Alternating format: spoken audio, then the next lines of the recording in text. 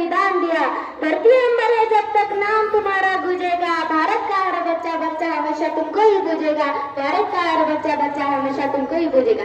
जय शिवराय. जय भीम. मित्रांनो, माझे पुराण ऐका दौलतवर करा.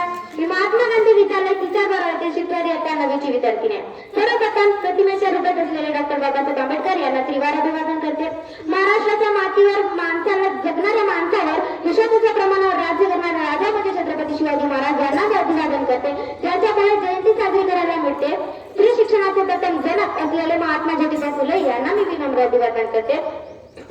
स्त्रियांना शिकवणारी प्रथम शिक्षिका माता सावित्रीबाई फुले हिला मी विनम्र अभिवादन करते. छत्रपती शिवाजी महाराज मराठ्यांच्या घरी, डॉक्टर बाबासाहेब आंबेडकर बौद्धांच्या घरी, अहिल्याबाई होळकर धनकरांच्या घरी, संत बसवेश्वर संत रविदास महाराज चांबरांच्या घरी, एपीजे अब्दुल कलाम मुस्लिमांच्या घरी, संत अशा कित्येक महापुरुषांनी आपल्या समाजासाठी काहीतरी चांगलं काम केले आणि याच महापुरुषांना आपण जाती धर्मात वाटून घेतले. अरे बघू, आता निरळ आता कोणाच्या बापाची मालमत्ता नसेल तर सर्वसमावेशक रंग आहे. आणि याच महापुरुषांमधील एका महापुरुषाची जयंती म्हणजे डॉक्टर बाबासाहेब आंबेडकरांची जयंती.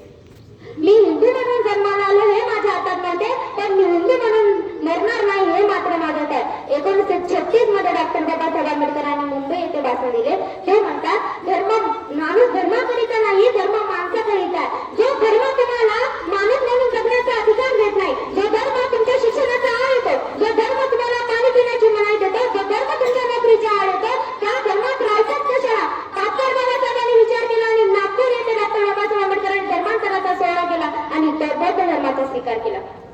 बघा, संविधान बाबासाहेबांनी लिहिलं, त्या संविधानामध्ये अनेक कायदे आहेत. त्या संविधानामध्ये डॉक्टर बाबासाहेब आंबेडकरांनी स्त्रियांचे महत्व लिहिलं.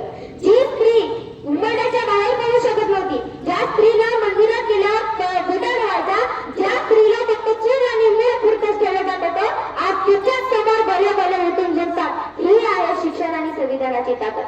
अरे, ज्ञान से हर एक जुल्म को जला दिया, ज्ञान से हर एक जुल्म को जला दिया, इंसान को इंसान से मिला दिया. इस देश में नेता दबाए हुए, इस देश में नेता दबाए हुए, पर उनको भी झुका दिया. मेरे एक आंबेडकर ने पूरे हिंदुस्तान को हिला दिया, और मेरे एक आंबेडकर ने पूरे हिंदुस्तान को हिला दिया.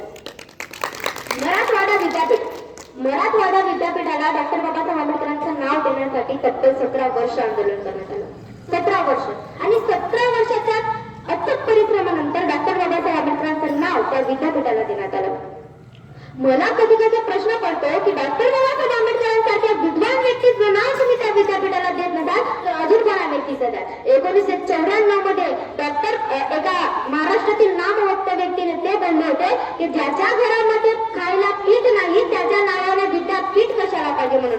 पण आज त्यांना मला सांगणं आहे, ज्याच्या नामांतरासाठी तुम्ही विरोध केला होता त्याच्याच नावाने एक नाही, दोन नाही तर तब्बल भारतामध्ये 14 विद्यापीठ आहेत. आणि त्या महामानाची जयंती निवड महाराष्ट्रातच नव्हे, त्या महामानाची जयंती निवड भारतातच नव्हे तर तब्बल 152 देशात त्यांची जयंती साजरी केली जाते. This is the power of B R. Ambedkar.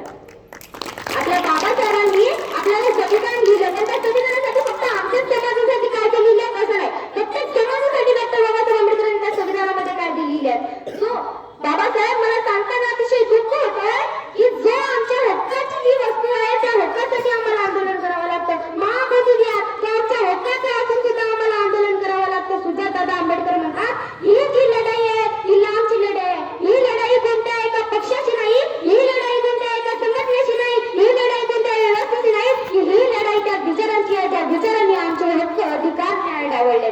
ही लढाई त्या व्यवस्थेची आहे, त्या व्यवस्थेने इकडच्या माणसाला माणूस म्हणून जगण्याचा अधिकार नाही दिला. आणि ही लढाई एका रात्री संपणार आहे का? ही लढाई एका निवडणुकीत संपणार आहे का? तथागत भगवान गौतम बुद्ध, छत्रपती शिवाजी महाराज, डॉक्टर बाबासाहेब आंबेडकर, महात्मा ज्योतिबा फुले यांच्यापासून आपल्यापर्यंत पोहोचलेली ही लढाई. आणि जर आपल्याला ही लढाई जिंकायची असेल तर शिका, संघटित आणि संघर्ष करा. जे डॉक्टर बाबासाहेब आंबेडकरांनी हे 3 मंत्र जे आपल्याला दिले ते मंत्र जर आपण आचरणात घेतले, ते मंत्रावर जर आपण चाललो तर ही लढाई आपण नक्की जिंकू. अरे, स्वतःसाठी काही केलं नाही माझ्या बाभिमाना, स्वतःसाठी काही केलं नाही माझ्या बाभिमाना, माझ्या पुढच्या पिढ्यात बसून खावात म्हणून देह जिंकला त्या महामानानं, माझ्या पुढच्या 7 पिढ्यात बसून खावात म्हणून देह जिंकला त्या महामानानं. गुलामाला गुलामीची जाणीव दिल्याशिवाय ते पेटून उठणार नाही. 100 वर्ष चिडवून जगण्यापेक्षा एक दिवस वाघ म्हणून जगा. अन्याय करणाऱ्यापेक्षा अन्याय सहन करणारा खरा गुन्हेगार असतो. असे कित्येक विचार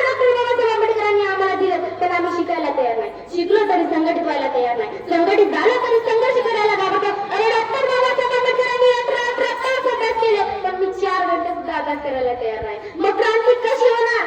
मी आता ठरवलंय, डॉक्टर बाबासाहेब आंबेडकरांचा विचार पुढे नेणार, अन्यायाविरुद्ध लढणार, हे लोकांना संघटित करणारे हेच विचार डॉक्टर बाबासाहेब आंबेडकरांचे मी ध्यानात ठेवणार. अरे कुणी तलवार घेऊन छातली विमान, मरता मरता वाजवू बाबासाहेबांचं गाणं, बाबासाहेबांच्या नावावर करू जीवा कुर्बान, बाबासाहेबांच्या नावावर करू जीवा कुर्बान. ते हवा नका मोदी तळावाच्या पेक्षा जास्त वेग त्याला होता. अन्यायाविरुद्ध लढण्याचा इरादा त्यांचा नेक होता, अन्यायाविरुद्ध लढण्याचा इरादा त्यांचा नेक होता. असा भीमाबाईचा लेख लाखात नव्हे तर जगात एक होता, असा भीमाबाईचा लेख लाखात नव्हे तर जगात एक होता. बघा